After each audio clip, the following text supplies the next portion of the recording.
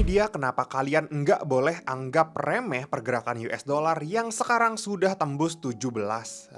Dan tenang aja, di akhir video gue bakalan spill kita harus ngapain supaya nggak boncos. Ayo, siapa di sini yang nggak ngikutin pergerakan US dollar terhadap rupiah? Angkat tangan, ya, banyak yang nggak ngikutin.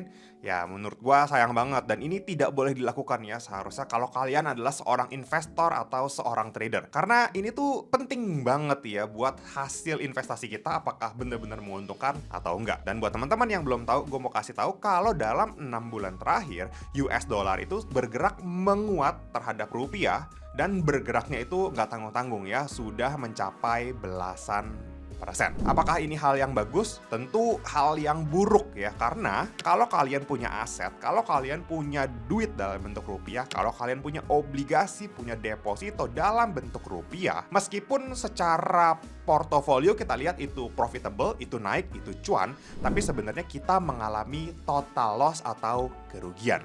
Kenapa? Karena 10 miliar 6 bulan yang lalu di September 2024 beda sama 10 miliar di April 2025. Yes, meskipun sama-sama angkanya kita lihat 10 miliar, tapi barang yang bisa kita beli dengan 10 miliar di 2024 beda sama 10 miliar yang kita bisa beli di 2025. Di sekarang ini barangnya pasti lebih dikit. Ya, gue mau ajak kalian mundur deh waktu kalian kecil. Mungkin ya 1 juta itu dipakai belanja di supermarket, kita udah bisa dapat 1 troli gede. Tapi sekarang coba kalian bawa 1 juta ke supermarket belanja bulanan, itu paling cuma dapat 1 keranjang kecil aja, 1 keranjang tenteng yang warna merah itu. Itulah yang kita sebut sebagai devaluasi atau pelemahan nilai tukar mata uang. Dalam hal ini pelemahan rupiah. Nah, terus yang jadi pertanyaan selanjutnya adalah, bro, itu tuh US dollarnya yang memang lagi kuat banget atau memang rupiahnya yang lagi melemah banget? Nah, jawaban gua adalah dua-duanya. Yes, kalian nggak salah dengar, dua-duanya kejadian. US dollarnya memang lagi kuat banget ya, kita bisa lihat data perekonomian di US panjang 2024 itu memang lagi bagus-bagusnya dan sudah recover jauh dari masa pandemi. Makanya di tahun 2025 ini ketika Donald Trump naik, ekonominya memang lagi kuat-kuatnya banget, lagi supreme-supremenya banget. Jadi nggak heran kalau misalkan mata uang US dollar sendiri ini memang lagi kuat-kuatnya.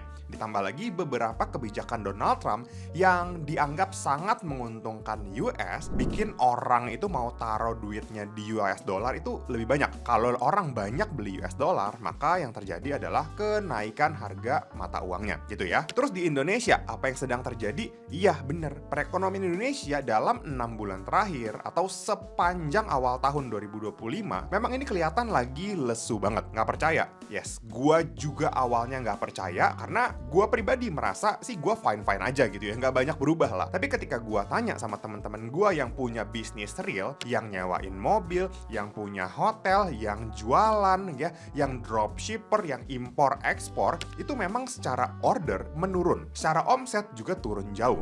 Nah, ini data yang gue ambil dari pelaku pasar real. Dan hampir semua teman-teman gue itu punya jawaban yang sama, yaitu ekonomi memang lagi tidak baik-baik saja. Dan kalau kita balik lagi ya ke textbook, ke buku ekonomi yang dulu pernah kita belajar, ya, ketika perekonomian negara melemah, maka implikasinya itu akan kelihatan dari kurs mata uang negara itu yang juga ikutan melemah. Yes, itu adalah salah satu faktor dari sekian banyak faktor yang bisa bikin rupiah melemah. Kayak contohnya tingkat kepercayaan sama pemerintah baru, kan masih baru nih ya. Jadi negara-negara atau investor asing itu masih belum gitu percaya-percaya banget, mau lihat dulu hasilnya, itu bisa jadi. Terus kebijakan moneter mengenai suku bunga, mengenai kebijakan pemerintah efisiensi anggaran dan lain-lain itu juga bisa mempengaruhi pelemahan atau penguatan rupiah. Dan supaya fair nih ya, gue mau kasih lihat ke kalian kalau memang US dollar ini tidak hanya menguat terhadap rupiah, gue mau ajak kalian untuk lihat gimana pergerakan US dollar terhadap mata uang negara lain. Kayak contohnya yang pertama yang kalian bisa lihat di sini, ini adalah chart pergerakan US dollar terhadap Korean won. Yes, Korea ya, yang negaranya kita sama-sama tahu negara yang maju. Kita bisa lihat US dollar juga bergerak melemah terhadap Korean won. Pergerakannya berapa? Pergerakannya sekitar 13%-an dalam waktu 6 bulan terakhir. Nah, di sini gue mau kasih tahu gambaran ke kalian bahwa US dollar menguat, ya, rupiah melemah itu bukan karena Indonesianya ini negara berkembang atau emerging market, tapi Korea yang adalah negara maju juga ternyata mengalami pelemahan mata uang terhadap US dollar. Contoh lainnya, oke, gue mau ajak kalian lihat US dollar terhadap Canadian dollar, ya, USD CAD. Nah, US sama Kanada ini kan negaranya bersebelahan ya, bahkan mereka berbatasan langsung. Nah, artinya ketika sebuah negara nempel akan banyak perdagangan yang terjadi kan di dua negara itu. Ternyata USD juga menguat terhadap Canadian dollar. Ya, Kanada dolarnya ini melemah sekitar 8%-an. Memang nggak separah Indonesia, nggak separah Korea. Nah, selisih kurs 8% ini karena volume transaksinya gede banget, maka ini akan sangat mempengaruhi kedua negara ini. Bahkan bukan hanya negara maju yang berdampak, negara yang samping-sampingan sama US ini pun tetap kena dampaknya. Kalau mau lihat contoh yang lebih ekstrim nih ya, kalian bisa lihat di sini chartnya gue tampilin USD versus Turkish Lira. Ya, memang ini case yang berbeda ya. Yang mana US dollar dari tahun 2020 setelah pandemi dalam 5 tahun ini sudah bergerak menguat 600% terhadap Turkish Lira. Yang artinya kalau di 2020 kalian punya 1 miliar lira, sekarang kalian diemin gitu ya 1 miliarnya, itu 1 miliar tinggal 1/6. Ya dibagi 6 aja. Artinya 1 miliar lira dulu itu lebih kaya dibanding 1 miliar lira sekarang. Gambaran ini yang mau gue kasih lihat ke kalian kalau kalian itu nggak bisa anggap remeh ya penguatan USD dan pelemahan rupiah. Kenapa? Karena kalau kalian menyimpan aset berbentuk rupiah, maka secara perlahan-lahan kalian itu mengalami total loss atau harta kalian itu berkurang sebenarnya. Jadi kalau kalian mau jadi investor atau trader yang berhasil, ya menurut gue kalian nggak bisa abai, nggak bisa nggak peduli sama pergerakan USD IDR. Nah, terus pertanyaan selanjutnya pasti apa yang bikin US dollar tuh sebegini kuatnya, ya kan? Nah, di sini gue mau kasih tahu. Yang pertama adalah suku bunga di US yang relatively masih cukup tinggi. Kita sama-sama tahu waktu ketika pandemi COVID-19 ya, pemerintah US itu ngeprint duit banyak banget untuk dikasih ke warganya, ya, untuk sebagai BLT, sebagai bantuan supaya warganya ini bisa bertahan hidup. Secara teori ekonomi, ketika mata uang itu banyak dicetak, seharusnya secara valuasi menurun kan. Tapi hukum ekonomi itu nggak berlaku terhadap US. Kenapa? Karena US ini negara dikdaya gitu ya, pemimpin ekonomi dunia yang juga bisa nego sama setiap negara, yang juga bisa bikin kebijakan semua negara di seluruh dunia itu ngikutin. Gampang caranya, US tinggal naikin suku bunga aja kalau nggak mau USD-nya turun. Jadinya orang-orang yang invest di negara lain akan pindah untuk invest di US, ya akan beli USD, maka banyak yang beli USD-nya naik. Kenapa? Karena kalian bisa lihat gitu ya, ketika US kasih bunga bank yang tinggi, maka kebanyakan investor di seluruh dunia itu akan ngiler lihat US dollar. Karena ketika US punya suku bunga yang tinggi, investor di seluruh dunia itu akan suka banget sama US ya. Invest di US itu cuannya double ya, dari kursnya cuan, dari return hasil investasinya itu cuan juga. Bayangin siapa yang nggak tertarik gitu ya untuk invest di US nih kalau misalkan gini. Nah, ketika orang invest di US, jadilah orang beli dolar, jadinya dolarnya naik. Nah, suku bunga ini kan dinaikin waktu pandemi ya. Harapan orang-orang ketika pandemi selesai, ketika ekonominya recover, dia turunin dong suku bunganya. Ternyata turunin tapi pelan-pelan, sedikit-sedikit. Jadi karena suku bunganya masih relatif lebih tinggi dibanding sebelum pandemi, ya orang nggak mau tarik dananya dari US. Malah sekarang nambah terus. Itulah yang bikin USD-nya semakin menguat.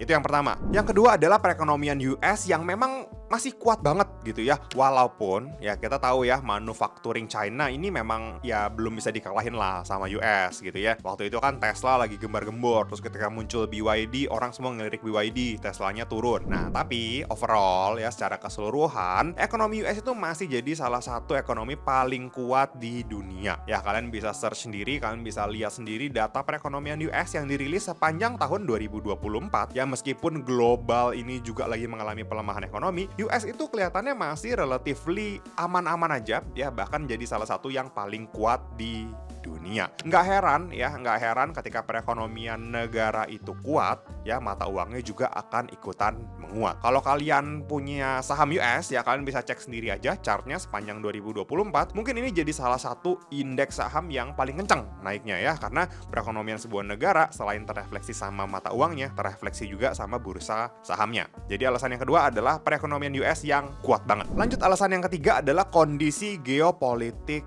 global. Yes, kita pasti masih inget ya, kayak di dunia itu terus-terusan aja gitu ada konfliknya.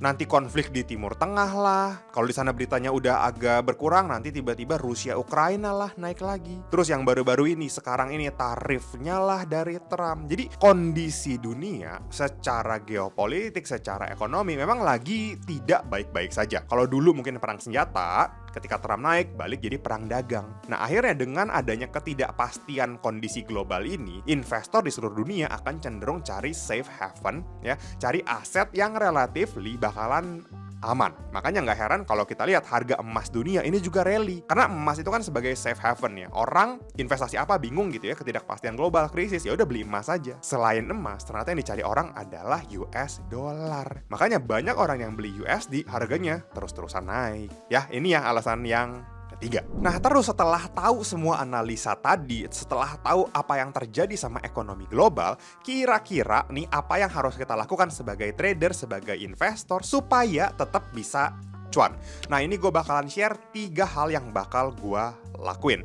Yang pertama adalah selalu invest in bad times. Kalau kalian merasa sekarang-sekarang ini kondisi ekonomi atau kondisi pergerakan saham, pergerakan kripto lagi jelek-jeleknya, menurut gua dari apa yang gua pelajari selama ini pengalaman gua, masuklah ketika bad times. Karena banyak banget perusahaan-perusahaan yang bagus, yang secara fundamental ini fine-fine aja, tapi karena karena ketidakpastian global, yang baru-baru ini karena Trump gitu bikin tarif perang dagang di seluruh dunia, terus ekonomi saham-saham pada turun semua, ini adalah momen yang pas sebetulnya buat beli. Karena perusahaan itu ya secara fundamental ketika nanti kebijakannya di deal ulang, dibahas ulang, maka fundamentalnya bakal balik lagi ke posisi semula atau bahkan lebih bagus. Nah, sekarang gue tanya nih ke kalian, kalau kalian ditawarin nih sebuah perusahaan yang fundamentalnya sama atau bahkan bisa lebih bagus, tapi dengan harga diskon 30%, mau beli gak sih?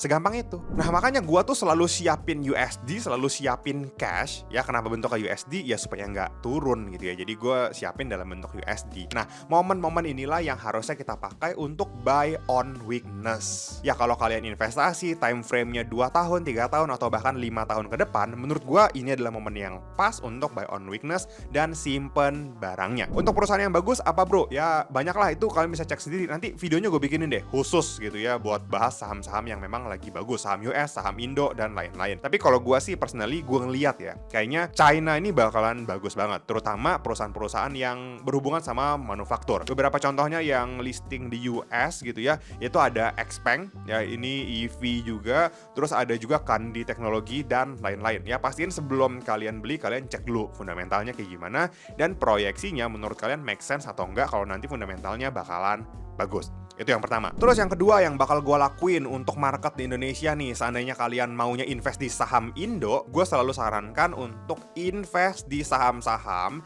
yang tidak punya hutang dalam bentuk US dollar. Ya, memang ini PR banget gitu ya untuk ngecekin laporan keuangan gitu ya, untuk ngecekin dia punya utang apa nih, US dollar berapa, rupiahnya berapa. Tapi inilah yang dilakukan oleh investor yang hebat. Ya, kalian harus cek, memang harus lakuin PR kalian. Kenapa jangan invest di perusahaan yang punya utang dalam USD?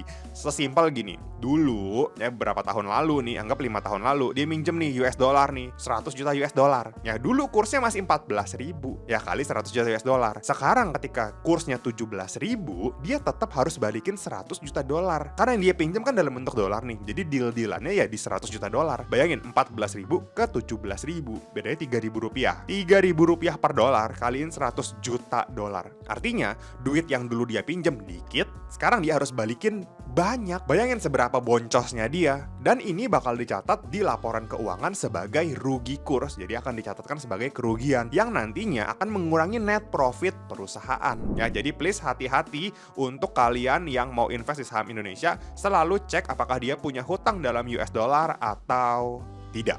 Ya, itu yang kedua. Lalu poin yang ketiga, poin yang terakhir yang akan gue lakuin adalah gue bakal memanfaatkan volatilitas ini. Yes, kita memang masih belum tahu nih ya per video ini dibuat kebijakan ekonominya si Trump sama China, sama Rusia, sama Kanada, sama Meksiko itu bakal gimana, itu kita belum kelihatan. Tapi tenang aja, artinya ketika ada volatilitas, menurut gue di situ bakal ada opportunity. Seandainya pun nanti perang dagangnya memanas gitu ya, USD-nya ini tetap bisa kita mainin, bisa kita tradingin. Kalau kita yakin USD-nya bakal menguat, kan gampang ya, tinggal long. Kalau nanti ternyata USD-nya melemah, ya gampang tinggal short. Intinya adalah kita pantau pergerakan USD-nya ini. Tradingnya apa ya? Kalian bisa tradingin gold gitu ya, karena kan gold pairnya sama USD. Bisa tradingin Bitcoin, Bitcoin USD. Terus kalau kalian mau trading forex-nya, mau trading kursnya, bisa EU, Euro USD, atau UJ, USD JPY, USD Japan Yen, dan lain-lain. Menurut gua, setiap kali ada volatilitas market, itu adalah chance untuk kita dapetin profit yang jauh lebih gede. Kalau dulu ya, kita pikir pergerakan 1%, 2% ketika ekonomi biasa-biasa aja gitu ya, itu susah banget carinya. Tapi ketika volatilitasnya kenceng, 2%, 3%, 5%, 10% itu cepat banget kita dapetin ya. Jadi yang ketiga, gue akan memanfaatkan volatilitas ini untuk trading. Tradingnya di mana? Ya udah pasti tradingnya bakalan di Okta. Bahkan sebelum kita cuan dari tradingnya, kita udah dapet cuan duluan sampai 100% karena Okta bakal kasih kalian bonus deposit sebesar up to 100% kalau kalian pakai kode promo bonus top up saat kalian melakukan deposit. Ya, jadi cuannya bisa double nih. Cuan dari trading, cuan dari bonus juga. Dan tenang aja, cuan yang kalian dapet dari trading dengan saldo bonus ini tetap bisa kalian withdraw. Gimana? Mantap banget kan? Nah, untuk link download dan daftarnya gue udah drop ya di kolom deskripsi dan gue pin juga di komen supaya kalian gampang nyarinya. Dan gue ada pengumuman juga saat ini diskusi investasi, gue lagi bikin broadcast channel di Instagram yang pastinya free. Di situ gue bakal share banyak banget insight gimana pandangan gue tentang crypto, forex, gold sampai saham Indonesia itu bakal gue bahas secara free. So buat teman-teman yang belum follow, yang belum join broadcast channel gue, langsung aja ya mampir ke Instagram @diskusi.investasi. Oke, mungkin sekian dulu video kali ini. Semoga bisa bermanfaat dan jadi tambahan referensi buat teman-teman semua. Sampai ketemu di video selanjutnya. Bye-bye.